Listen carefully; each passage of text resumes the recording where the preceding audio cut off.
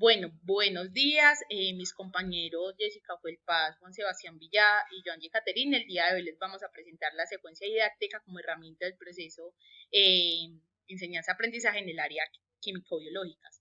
El primer punto que les vamos a tocar el día de hoy es qué es. Entonces, pues para nosotros esta es una propuesta flexible. ¿Por qué? Porque esta de alguna manera lo que hace es facilitar ese desarrollo práctico y también tener como esas propuestas que, como bien lo acabamos de decir, son flexibles y que pueden adaptarse a muchas realidades concretas que de alguna manera nos sirven a nosotros para esa estructuración de esa enseñanza-aprendizaje en los estudiantes, ¿sí? ¿Qué podemos hacer nosotros y cómo lo podemos hacer? Que se adapte al estudiante, que lo lleve al conocimiento y que además le cause en este proceso un interés.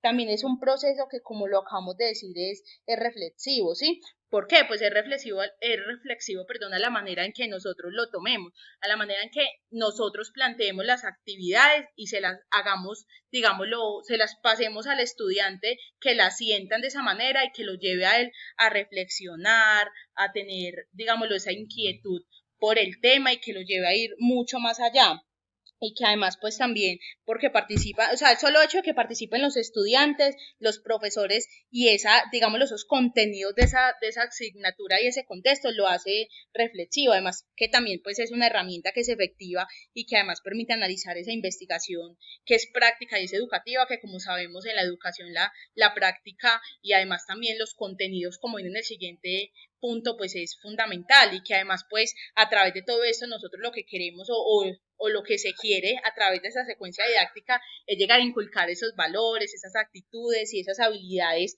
cognitivas en los estudiantes y que de alguna manera los lleven como a fomentar esa representación propia, esa experiencia, ese conocimiento tanto en la escuela como también en muchas otras vivencias. Bueno, otro aspecto que es fundamental, perdón, son las características. Ya mi compañera Jessica les va a hablar un poco sobre estas.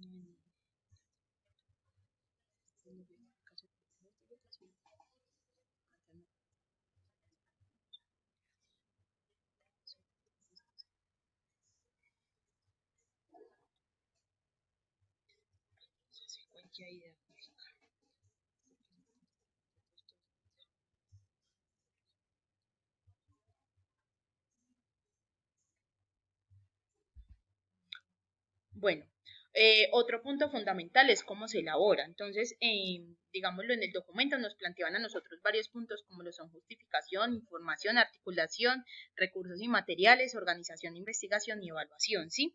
Entonces, bueno, por la parte de la justificación, me parece muy interesante que en el artículo nos plantean algunas preguntas para hacernoslas nosotros mismos como futuros docentes a la hora de hacer una secuencia didáctica, como por ejemplo, ¿por qué es importante esa secuencia? ¿Cuál es la importancia de que nosotros realicemos esta secuencia? Porque es para nosotros importante estas secuencias o qué impacto podemos nosotros causar en el estudiante a través de estas secuencias. Entonces me parecen muy importantes estas preguntas a la hora de hacer una justificación del tema, ¿sí? ¿Para qué les puede servir esta secuencia a los estudiantes? ¿O cómo vamos a plantear nosotros esta secuencia que llegue realmente a tocar o a causar un impacto positivo en los estudiantes, ¿sí?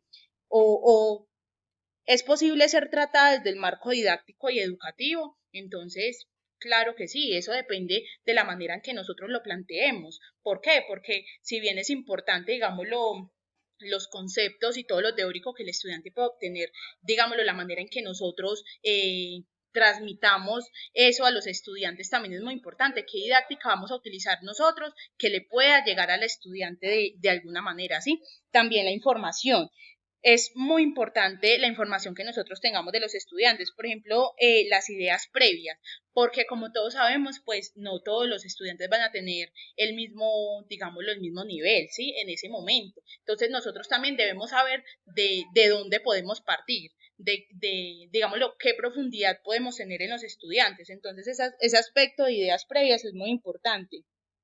También la investigación bibliográfica, porque nosotros podemos tener toda la didáctica del mundo, pero si esta no se fundamenta en aspectos teóricos, entonces no tenemos nada, porque obviamente todo es como un ciclo. Entonces, una cosa también pues va balanceada con la otra. Y también pues la parte de la articulación, ¿sí? Como lo nombraba antes, el nivel de profundidad que vamos a tener con los estudiantes y cómo vamos a relacionar esas ideas que los estudiantes tengan para de esa manera organizar preguntas y los intereses que tienen los estudiantes. ¿Y qué llevamos nosotros con esto? Pues a la planeación de las actividades y de las acciones que vamos a tener, que como bien sabemos las actividades que se van a plantear en el aula son muy importantes. ¿Por qué? Porque de esa vamos a saber qué tan inquietos están los estudiantes con esto y pues y todo lo que pueden tener con esto. Ahorita pues los dejo con mi compañera Jessica.